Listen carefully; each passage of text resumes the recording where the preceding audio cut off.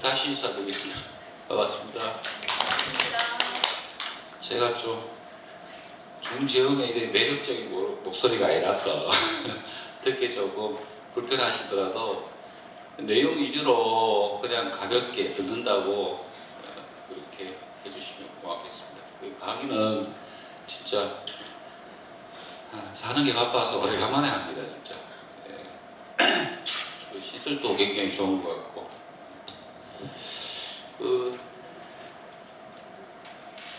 오늘 우리 강의 내용은요,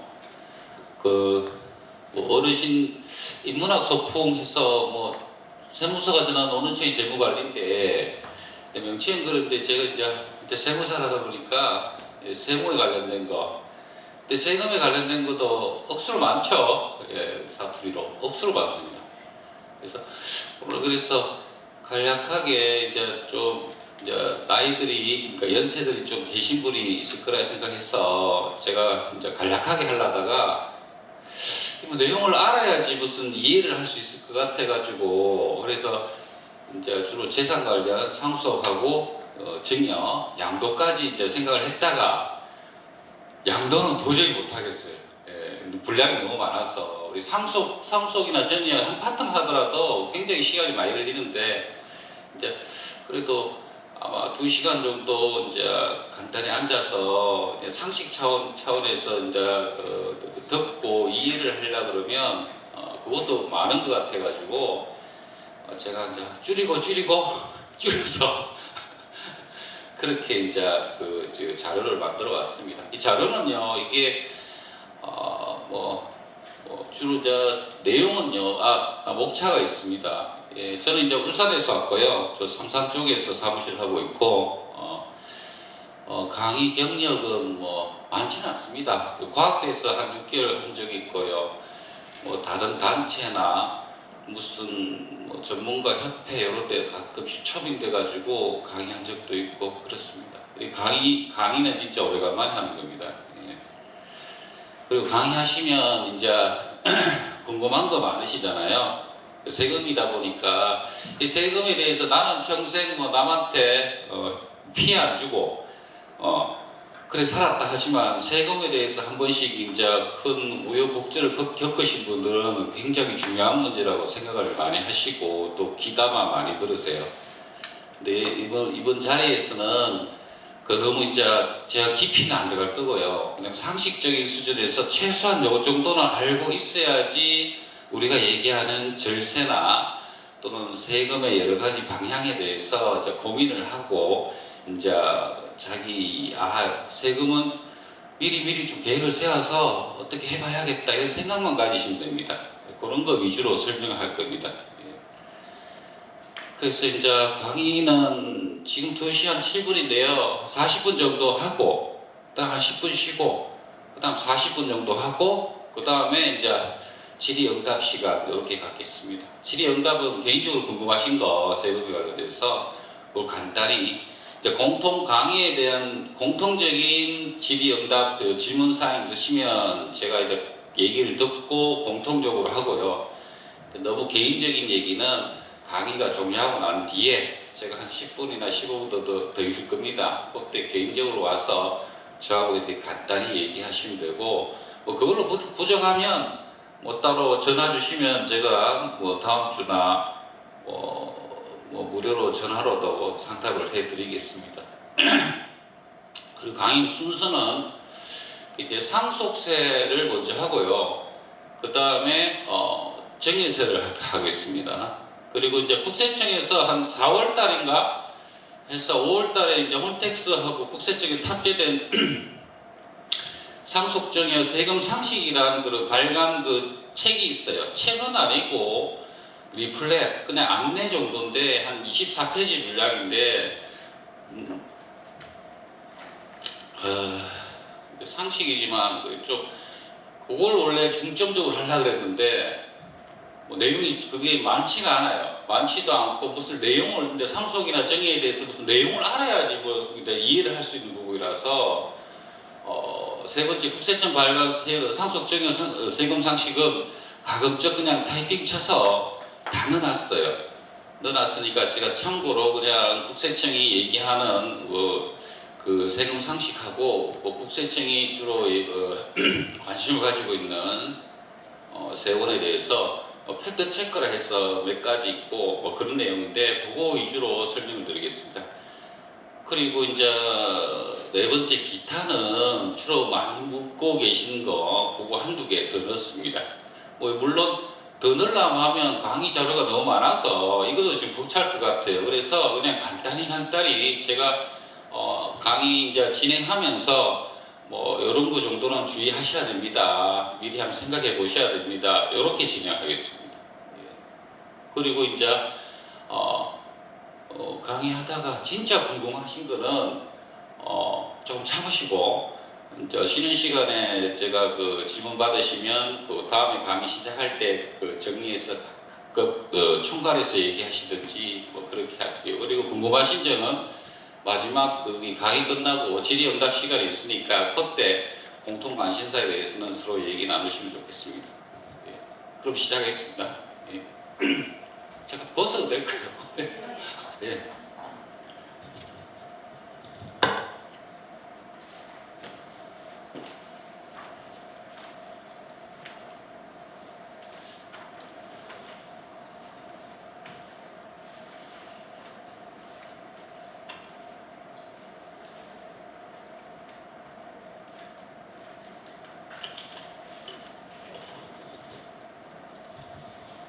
제가 좀 가기가 편해지면 먹겠습니다. 먼저 상속세인데요. 상속세에 대해서 한 30분, 그 다음 정년세 이렇게 넘어가겠습니다. 많이 궁금하신 건 아니죠. 상속세가 정년세가 우리가 잘 일어나지 않습니다. 예. 이제 보통 부모님이나 주변에 지인들이 돌아가시면 이렇게 갑작스러운 문제가 세금상의 문제가 생기기 때문에 요거에 대해서 이제 이 상속세가 도대체 뭔가 명의를 변경해 주는데 정년세가 나온다더라. 정년세가 뭔가 이 정도 이해 차원에서 봐주시면 됩니다. 그리고 이제 목차는 상속세가 뭔지 간단한 설명하고 뒤에 상속세 계산 흐름에 대해서 제가 적어놨어요. 왜냐면 계산 흐름을 알아야지 무슨 절세가 있든지 요거는 미리 10년 이내에 정해야 된다더라. 그러면 절세가 된다 이런 게 알 수가 있거든요. 그래서 너무 이제 공부하듯이 접근하지 마시고 저는 공부하듯이 적었지만 이제 들으신 분께서는 그냥 편하게 들으시면 됩니다. 상속세는 이제 돌아가셔서 사망으로 가족이나 친척들이 무상으로 부를 이전받는 겁니다. 이게 여기서 이제 포인트가 사망으로 돌아가셔야 됩니다. 사망. 실종도 됩니다. 근데 중요한 거는 적어도 사후에 돌아가시고 난 뒤에 돌아가신 분을 우리가 그 법적 용어는 피상속일이라 합니다. 아버님이 돌아가시면 아버님이 피상속이 자녀 또는 배우자는 그 유가족이라 그러는데 우리가 그냥 상식적인 말로 법적 용어로는 상속일이라 합니다. 그래서 사망으로 해서 사후에 그 재산을 물려받는 게 돼서 정부가 부과하는 세금입니다. 세금. 그래서 여기서 중요한 용어가 이제 사망으로 사후에 재산을 무상으로 받는 게 과세 대상입니다. 그래도 중요한 포인트는 정부가 세금을 부과하는 세금입니다. 부과란 말은 정부가 세금을 매겨서 세금 내라고 고지서 보내는 게 부과거든요. 근데 현실적으로는 상속도 긋고 상속과 정년세 똑같이 부과 세목이에요. 그런데 우리 실무적으로는 납세자 협력 차원에서 상속세를 신고를 합니다. 신고하고 부과하고는 틀린데 일단 상속이나 정해도 신고를 하고 신고된 거를 세무서나 국세청이 신고 내용을 검토해서 이상이 없으면 오케이 해서 부과 결정해서 끝나는 겁니다. 만약 잘못되면 잘못됐으니까 소명을 받든지 해명을 받아서 다시 세금을 매깁니다. 그래서 1차적으로 상속이나 정해도 똑같이 재산에 대해서 정부가 부과하는 세금이고요. 그 다음에 상속세 납세 의무자는 상속인, 돌아가신 분 말고 유가족인 상속인과 또는 유언에서 받는 사람을 수유자라 그러는데요. 별 중요한 말은 아니고 여기서 우리 포인트는 상속인이 받습니다. 그리고 상속인의 연대납세 의무. 상속세는 세법에서 부과된 상속세에서 각자가 받았거나 받을 재산을 한도로 연대해서 납세하는 겁니다. 가끔 전화 오셔서 그런 분이 있어요. 아버님이 돌아가셨는데 예를 들어서 임야 하나 있고 주택 있고 그러니까 토지 하나 있고 주택 있고 이제 상가도 있다 합시다. 근데 자기는 저기 임야를 상속받고 싶대요. 그래서 그것만 세금 내는 줄 알아요. 신고도 그것만 하고. 그건 아닙니다.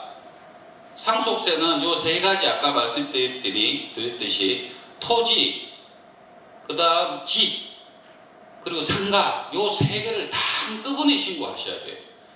한꺼번에 신고를 하면 그 재산가액이 한꺼번에 나오지 않습니까? 그 재산가액에 대해서 자기가 받은 재산 금액에 비례해서 총 상속세를 계산하고 비례해서 자기 비율만큼만 내시면 됩니다. 근데 만약 못 낸다. 못 내면 같이 받은 상속인들 부모님하고 자녀분이 있다 합시다. 3명. 3명이 한꺼번에 내시는 거예요. 연대납세. 한 사람이 못 내면 다른 사람이 받은 재산을 한도로 또 내셔야 돼요. 그게 연대납세 의무라고 합니다. 그래서 상속세는 예를 들어서 아까 상속 물건이 3개 있다 해서 자기 받은 것만 내는 건 아닙니다. 그래서 요거에 대해서 좀 아셔야 될 게 지금 우리나라 상속세는 유산세 과세 방식이에요. 유산세란 말은 아까 말씀드렸다시피 돌아가신 아버님이라고 할게요. 돌아가신 아버님의 모든 상속재산에 대해서 과세를 하고 자기 비율만큼 상속세를 부담하는 형태입니다. 근데 지금 이게 이제 윤석열 대통령이 취임하고 상속세를 지금 개정한다는 얘기를 좀 언론에서 들었을 거예요. 저 상속세 개정한다는 얘기를 들은 지가 30년 됐습니다. 바꾼다 하면서 아직도 안 바꿔요. 그래서 저번 작년에 윤석열 대통령께서 취임하고 또 바꾼다 했는데 나 당장 바뀌는 줄 알았어요. 아직도 안 바뀌었습니다. 진짜 기획재정부하고 연구용역 발주해서 이게 세법만 바꾸고 될 게 아니라 세법에 내재된 민법, 친족 상속에 관한 법도 정비를 해야 돼서 로펌 같은데 외주 줘가지고 연구용역하고 지금 개정안을 자꾸 만들고 있습니다. 아직 언론에 공개되진 않았는데요. 상속 공제를 좀 달리하고 약간의 조정이 있을 겁니다. 그래서 우리 세무사 업계에는 상속세가 개편되면 좀 어떤 내용이 될지 상당히 궁금해하고 있습니다. 저희 전문가들도요. 그리고 이게 개편하는 거는 이게 지금 현행은 유산 총액에 대해서 상속세를 한 번 딱 과세해가지고 자기 비율대로 내는 거지만 이게 개편되면 유산 취득세라 해서 아까 3개의 상속 물건 중에 자기가 유산으로 받은 물건 그거에 대해서 상속세를 내는 거예요. 이 지금 내용이 완전히 틀리거든요. 일본은 지금 유산 취득세로 하고 있어요. 그래서 공제가 좀 우리나라와 많이 틀리거든요. 그래서 일종의 만약 상속세가 개정된다는 내용이 나오면 이게 한 30년 동안에 우리 세무 역사상 좀 충격적인 그런 내용입니다, 사실. 그래서 자꾸 잘 미루는 거죠. 정확히 못하고. 그래서 어차피 지금 현행까지는 유산 총액에 대해서 상속세를 과세하는 거고, 앞으로 이제 개정돼서 새로 바뀔 상속세는 상속인이 자기가 취득한 유산 취득에 대한 것만 상속세를 내시는 거예요. 그래서 쪼개서 내신다. 그게 크게 다른 점입니다. 그래서 상속세 연대납부 책임이 있다는 거예요. 상속세, 아까 말씀드렸듯이 상속세가 물건이 3개라면 3개 전체의 상속세를 계산해가지고 자기가 받은 상속재산 비율만큼 상속세를 딱딱 내시면 돼. 근데 큰형님이 안 내셨다. 동생도 안 냈다. 그러면 자기가 받은 비율만큼 해서 어머니가 연대해서 내시면 됩니다. 그 부분은 또 다른 정여잖아요. 다른 사람 세금을 대신 내주니까. 단 이제 이런 경우에는 정여세는 부과하지 않습니다. 그래서 상속세는 뭐 여기도 있다시피 연대납부 의무 책임이 있기 때문에 상속세는 세금 자체도 문제지만 상속으로 인해서 세금이 만약 발생한다 그러면 좀 금액이 많아요. 작게는 몇 천부터 뭐 10억, 20억 넘어가면 세금만 2, 3억이 돼요. 뭐 100억대 넘어가면 건물 하나 팔든지 땅 하나 팔아야 됩니다. 그래서 상속세가 세율이 최고 세율이 50%이기 때문에 그래서 뭐 며칠 전에 뉴스 나왔죠. 삼성 같은 경우 뭐 상속세가 몇 조다. 몇 조라는 돈이 어디 있어요, 맞죠? 예금에 몇 조 뽑아두는 것도 아니고 또 예금을 몇 조씩 남겨두신 것도 아니고 그래서 상속세 하면 납부 재원이 필요합니다. 거액의 자금을 세금으로 내야 되기 때문에 물건으로 낼 수도 있고요. 또는 쪼개서 뭐 10년, 11년 또는 무연납으로 쪼개서 내기도 하고 뭐 이런 것도 있는데 하여튼 상속세는 세금이 조금 많기 때문에 만약 과세가 되면 납부 스케줄을 잘 짜셔야 됩니다. 그리고 이제 상속세는 뭐 돌아가시고 난 뒤에 상속 갱신일이 속하는 달 말일로부터 6개월 이내. 그래서 1월 1일에 돌아가시면 언제까지 하시면 될까요? 네, 7월 말까지 하시면 돼요. 7월 말까지.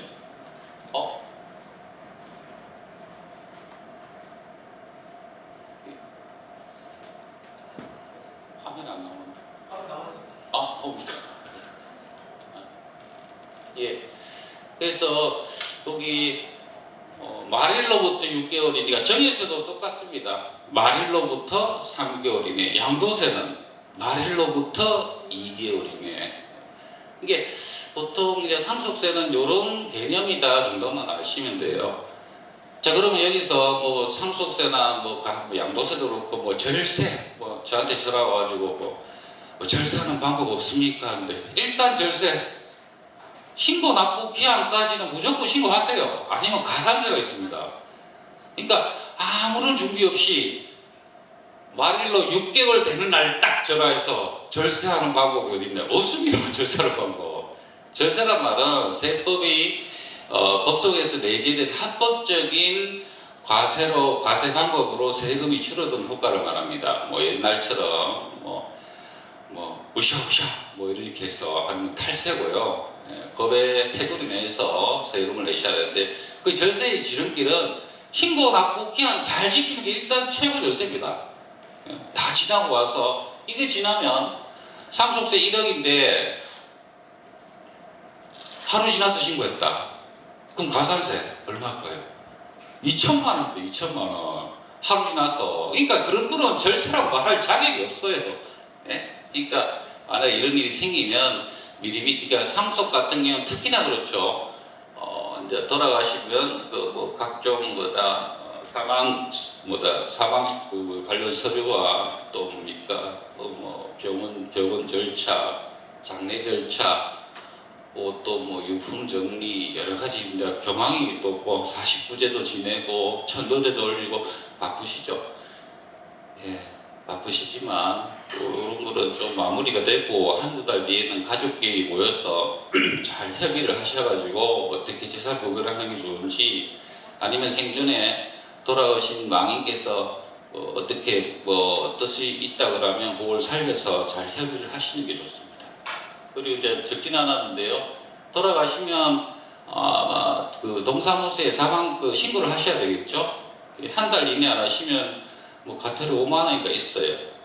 예, 있으니까 사망 지나서 떼시고 장례식장 가시고 뭐 관련 서류 다 챙기시고 한 달 이내에 그 동사무소에 사망 신고하시고 가족관계 주민등록하고 가족관계 등록부도 정리를 하시면 좋겠습니다. 예. 그리고 뭐 상속이 여기까지 기본 내용에 대해서 뭐 궁금한 거 계세요?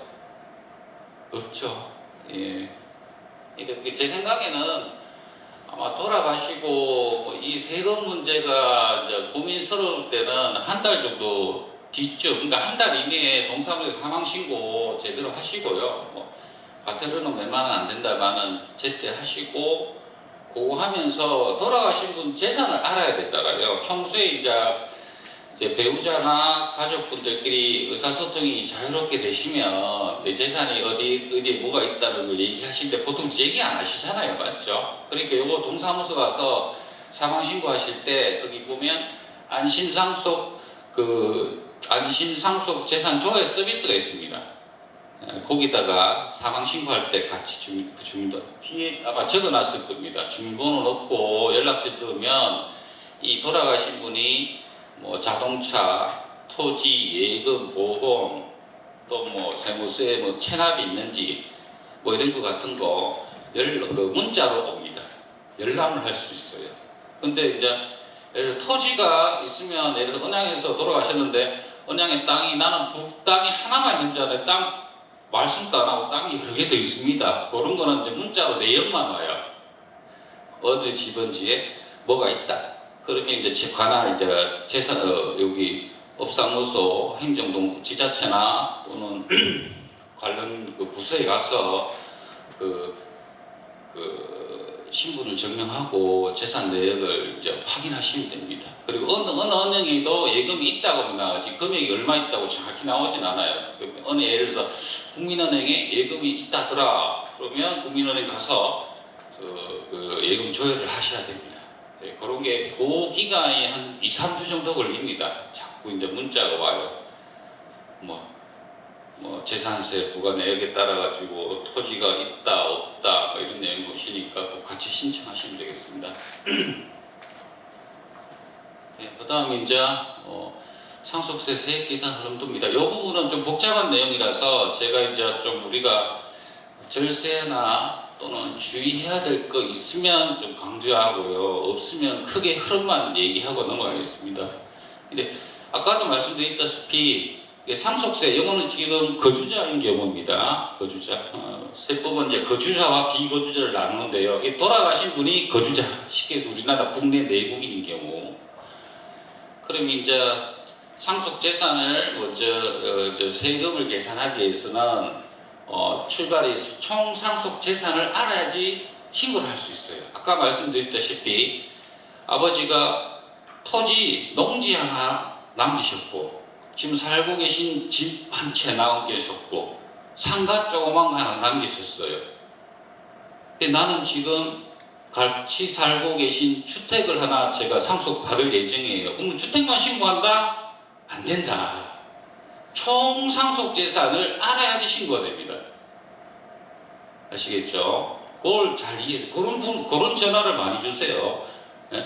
나는 모르겠고 난 주택만 상속인데 그러니까 보통 그분이 궁금하신 거는 상속세가 아니라 상속 취득에 따른 등기를 할 때 등기가 궁금하신 거예요.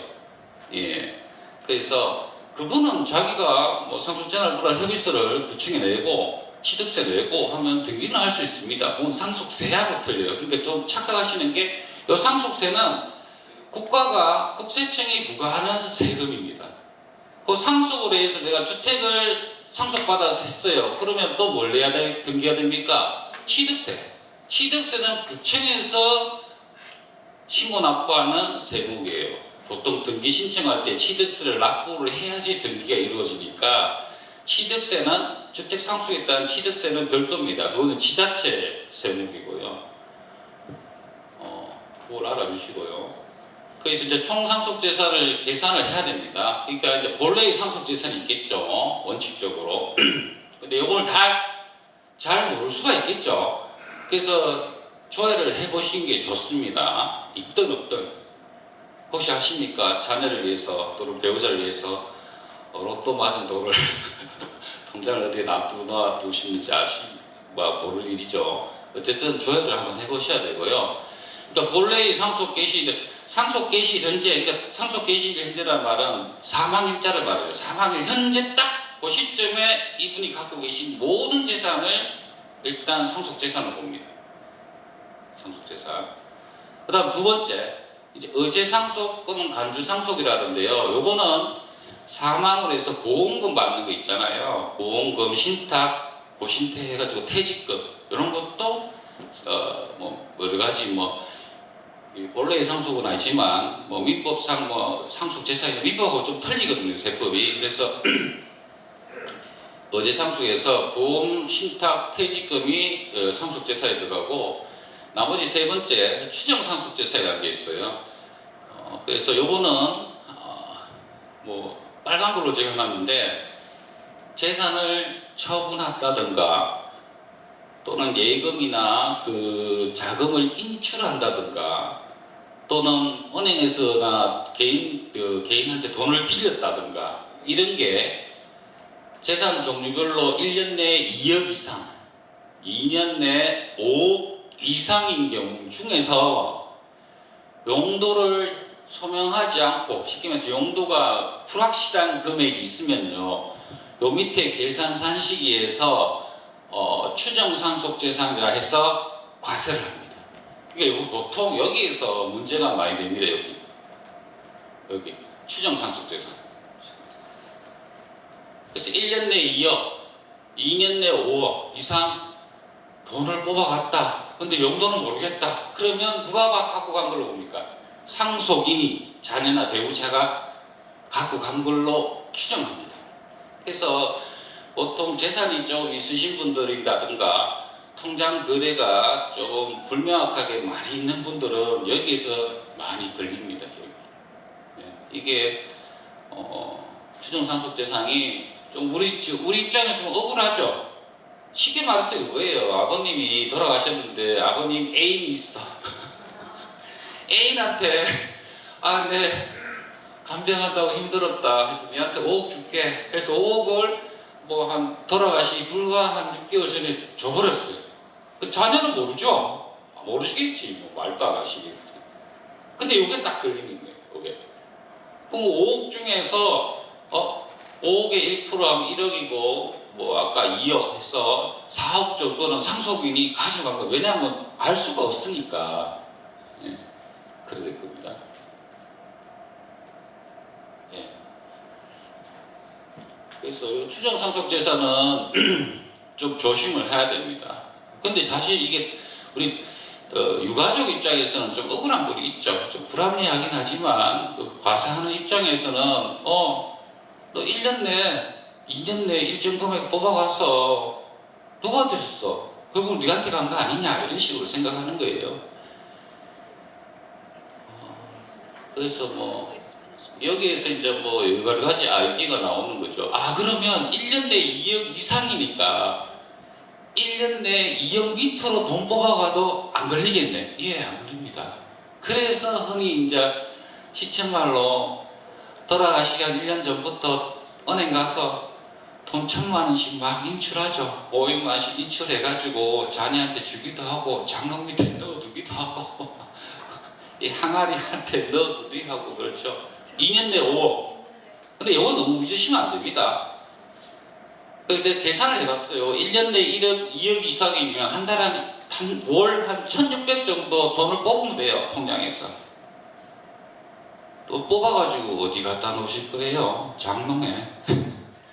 절대 자녀한테 주면 안 돼요. 자녀한테 줬다 하더라도 자녀가 그 돈 또 통장에 입금하면 안 돼. 갖고 있어야 돼. 갑자기 큰아들한테 한 달에 1,000만 원씩 뽑았어. 그래서 1년에 1억 2천 뽑았어요. 추정상속은 안 걸리겠죠. 세무당국에 적발을 세무당국이 모른다. 1억 1,000만 원에서 1억 2천 뽑았어. 자녀가 갖고 있어. 갖고 있다가 자녀는 덜컥 그거 갖고 차를 고급 외제차를 딱 사버렸어요. 그러면 적출됩니다, 바로. 네. 그리고 또 1,000만 원 뽑는 게 쉬운 일은 아니에요, 한 달에. 또 은행 가서 1,000만 원 뽑으면 뭐 합니까? CRT나 뭐 SRT라 해서 고액 의심거래라 해서 보통 CRT에 1,000만 원 이상 되면 자금 세탁 또는 불법 자금 거래로 의심되면 금융감독정보원이라는 데 보고를 합니다, 은행에서 자동으로. 그래서 뭐 쉬운 게 아닙니다. 우리나라 얼마나 촘촘한 그 법망이 있어서 피할 수는 없는데요. 그래서 어디서 이런 얘기 듣고 이제 나이 드신 분은 뭐 자녀나 손녀분한테 용돈 준다고 돈을 일주일에 되면 몇백씩 여기서 뽑고 저기서 뽑고, 그래서 이제 명절 되면 돈 뭉치 주고 막 이렇게 하기도 하는데 좀 그렇죠. 어쨌든 추정 상속 재산 때문에 조심을 해야 됩니다. 특히 근데 여기서 또 한 가지 더 주의할 건 또 그런 게 있겠죠. 돌아가시기 전에 아버님이 부동산이 있었어요. 토지가, 농지가. 근데 저 무슨 뭐 산업단지 개발한다고 보상금을 한 10억 받았어.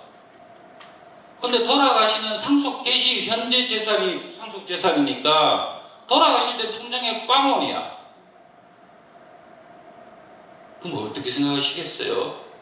국세청에서 다 뽑아서 너네들이 갖고 갔지 이래 생각합니다.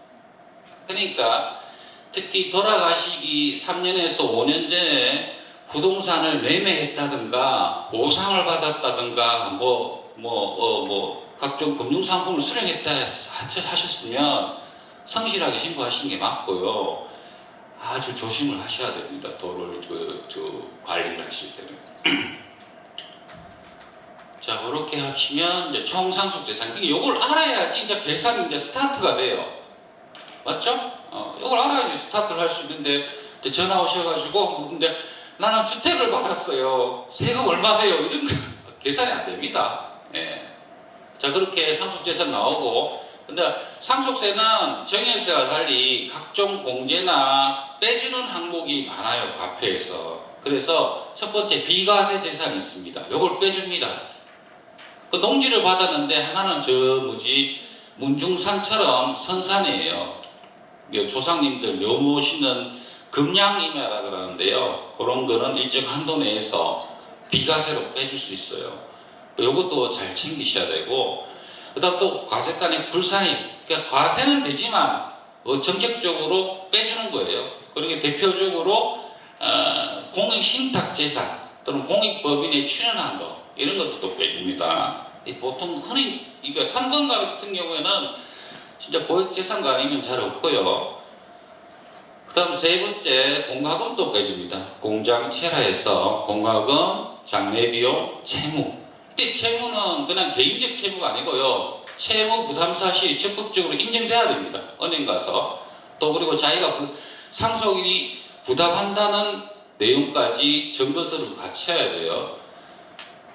그래서 뭐 장례비는 뭐 최소 이런 거는 뭐 너무 디테일한 부분이라서 장례비는 최소 500부터 최대 1000만 원까지, 그리고 공안시설은 최대 500만 원까지. 채무는 돌아가신 분의 채무로서 상속인이 실제 부담하는 채무, 이렇게 빼줍니다. 그리고 뭐 병원비나 신용카드 대금, 각종 세금 못 낸 거, 뭐 신용카드 미납분 뭐 있죠. 그런 거 다 뺄 수 있어요. 대신 증빙을 같이 해야 되겠죠. 그리고 장례 비용이나 병원비 같은 경우에도 뭐 워낙 경황이 없으니까 또 뭐 저 배우자나 자녀분이 많이 내시잖아요.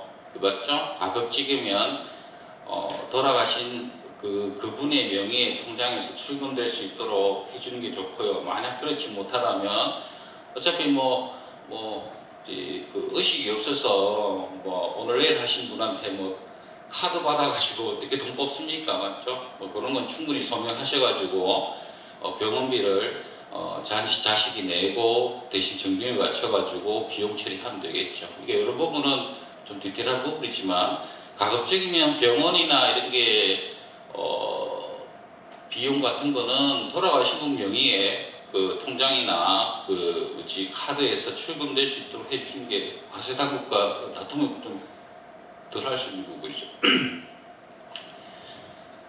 그 다음에 이제 더 하는 게 있습니다. 이것 때문에 조금 힘들죠. 사전정의 재산이라 해서 이제 10년 이내 상속인한테 정의한 것도 가산을 합니다. 이게 잘 생각하셔야 돼요. 근데 10년은 상속인인 경우 그렇고요. 상속인 아닌 자는 5년 이내 것만 가산합니다. 예를 들어서 돌아가실 때 재산이 하나도 없었어요. 근데 가만 생각하니까 10년 전에 와이프한테 집을 정리해 줬어요. 그러면 그걸 가산합니다. 지금 현재 재산 없지만. 그리고 5년 이내 상속인 아닌 자에게 재산 정리한 것도 가산을 합니다. 그러니까 이거 사전 정리도 상당히 중요합니다. 세무서에서 보통 조사할 때 사전 정리가 있었느냐 많이 봅니다. 가족 간의 거래, 친인척 간의 자금 흐름, 부동산 내역 이렇게 하면서. 그 다음 밑에 거는 통과할게요. 그러면 이제 요렇게 해서 아까 쭉 나온 겁니다. 처음부터 상속재산에서 나왔죠. 이제 상속재산에서 비과세 불산입 빼면 총 상속재산이 나오고요. 거기서 공과금 사전증여 빼면 상속세 과세가액이라고 합니다.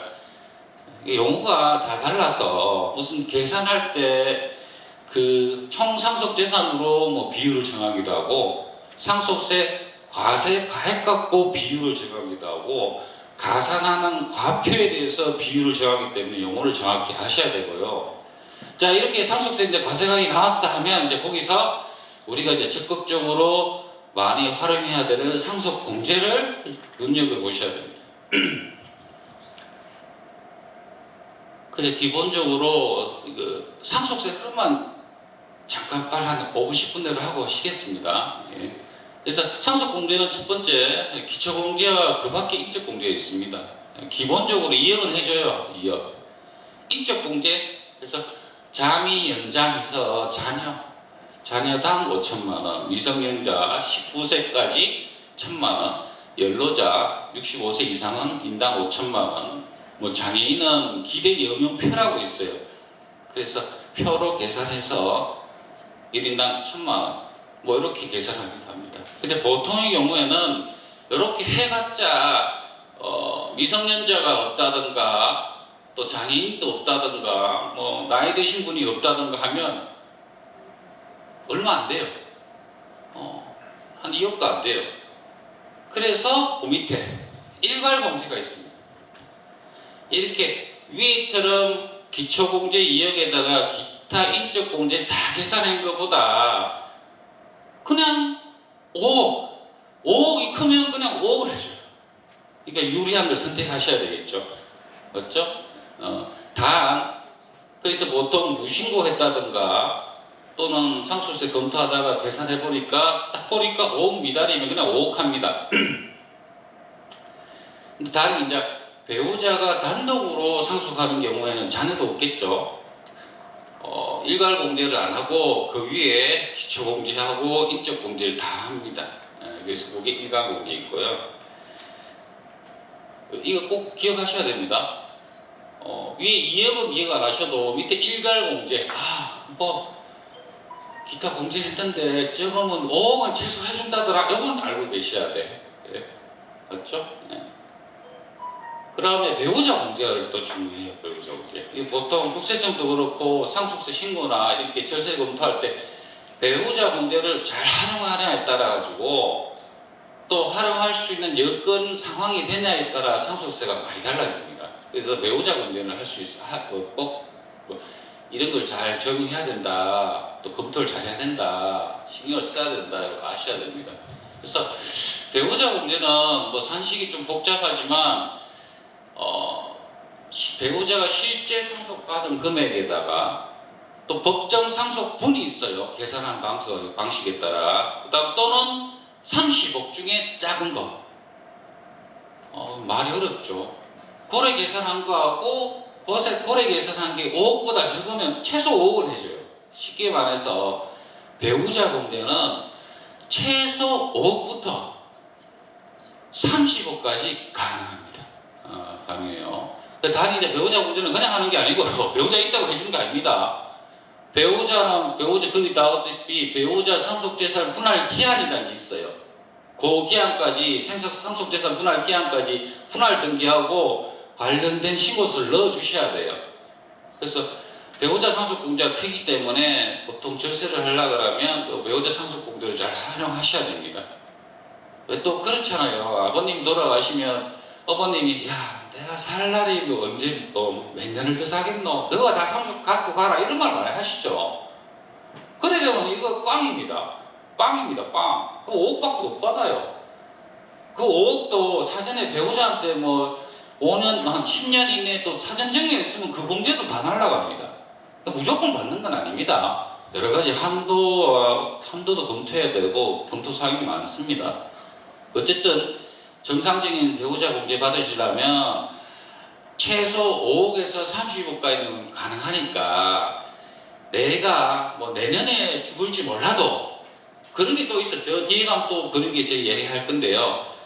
정상적으로 배우자 쪽으로 상속을 좀 해주시고 그 재원으로 아까 연대납세 밑에 있죠? 자녀들 세금 부모님 배우자가 많이 받아가지고 세금 그걸 상속세로 내시는 방법도 있습니다. 그 다음 또 가업상속, 이건 또 굉장히 금액이 큽니다. 가업상속도 있고 영농상속이라서 뭐 영농인들한테 있습니다. 이건 요건이 좀 까다롭습니다. 그리고 사후관리도 있고요. 내 농사 짓는다고 무조건 받는 거 아닙니다. 이게 가업도 마찬가지고요. 어쨌든 요거는 추가적으로 이제 세세하게 디테일하게 요건을 검토하셔야 되는데 일단 가업상속, 영농상속도 굉장히 큽니다. 그 다음에 금융재산도 있어요. 금융재산 여기서 보험금도 그렇고 뭐 주식, 예금 이런 것도 일정 금액 공제를 해줘요. 최소 2천만 원부터 해줍니다.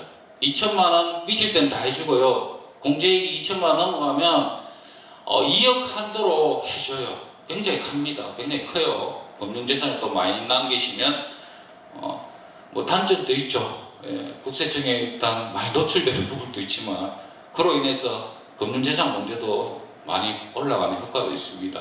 이것도 있고요. 재해손실공제 뭐 이거는 뭐 다름없으니까. 그 다음에 또 이제 많이 받으시는 게 동거주택 상속공제, 동거공양 했을 때 이것도 6억까지 해줘요. 굉장합니다 이거. 단 이제 배우자가 받으신 건 안 된다. 상속인이나 상속인의 뭐 그 배우자. 그래서 법이 좀 바뀌긴 했는데 피상속인과 그러니까 돌아가신 분과 자녀라 할게요. 자녀가 아들이 10년 이상 동거한 1세대 1주택인 경우에는 받을 수 있어요. 근데 여기에 좀 답답한 면이 있죠. 아버님이 1세대 1주택인지 잘 몰라요.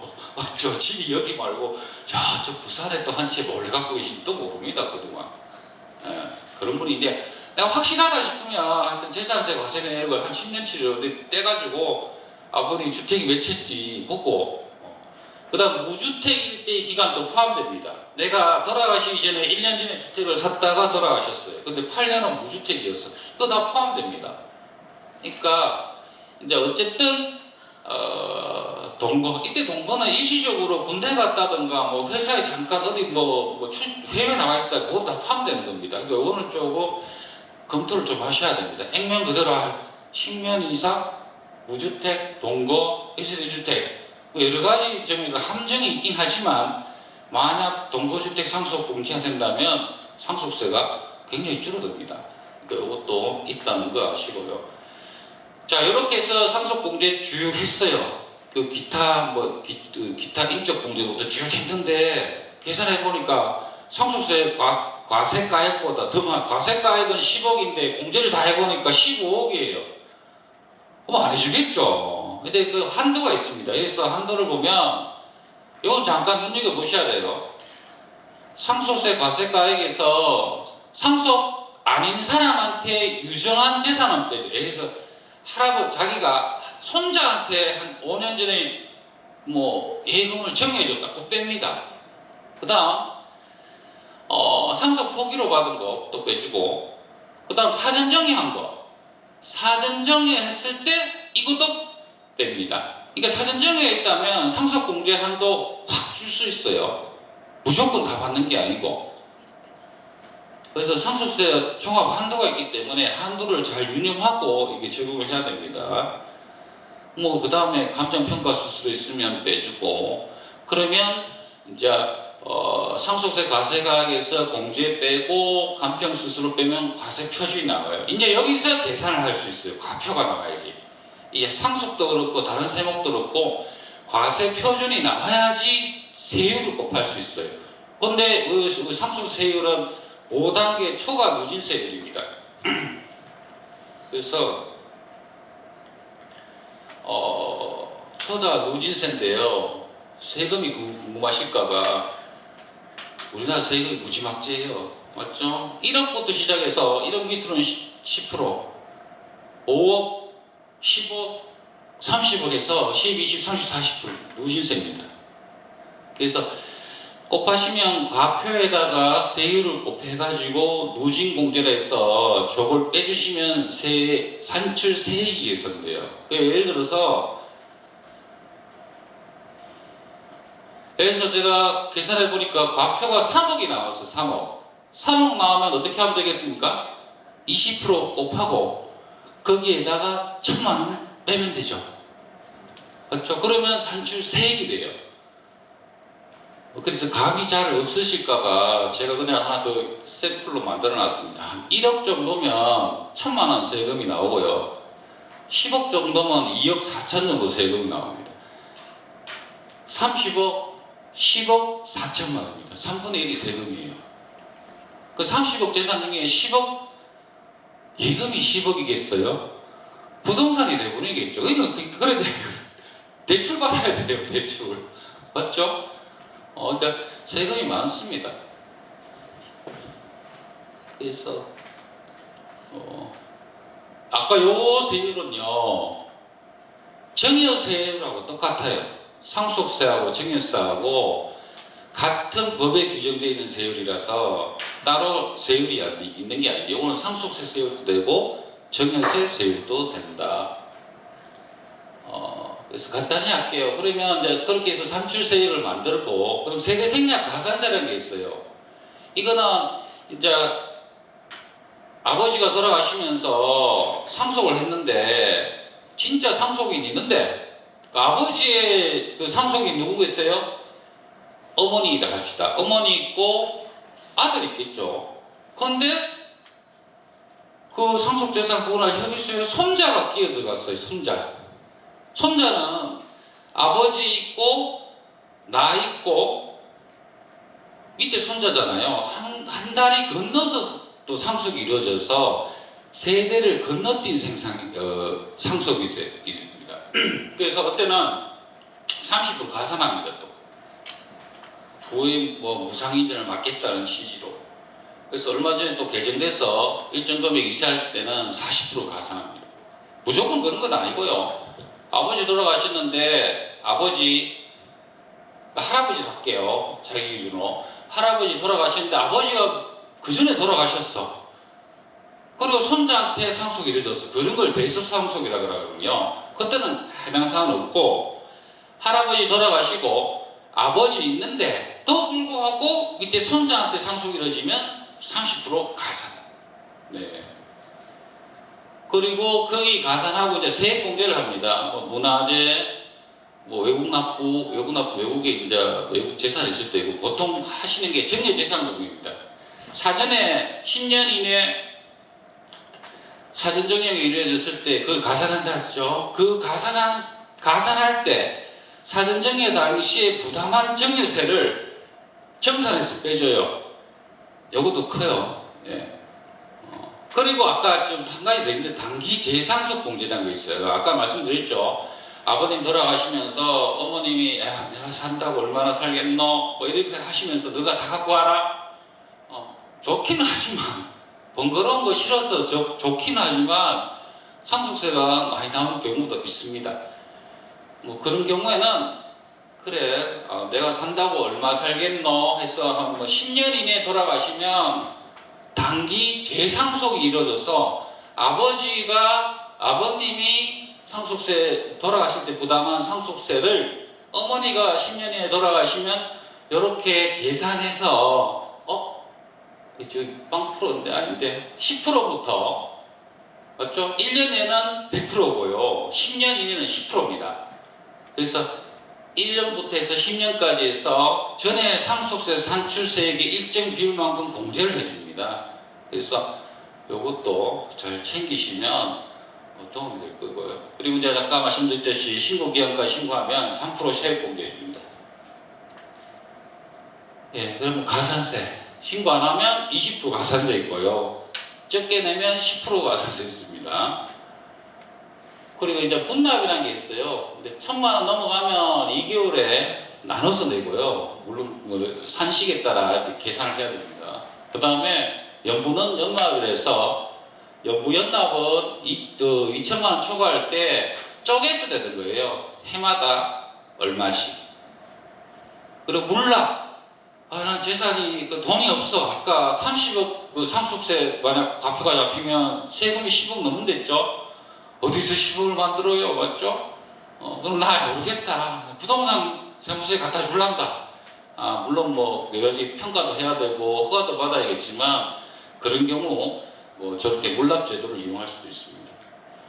그러면 이제 상속세 산출세액에서 세대를 건너뛴 30% 가산 할증세액에다가 가산세 더하고 분납, 연구연납, 물납 빼면 이제 납부할 세액이 됩니다. 요 납부할 세액을 재산가액에 비례해서 어머니, 형, 동생, 상속인들이 지분별로 부담해서 내시면 된다.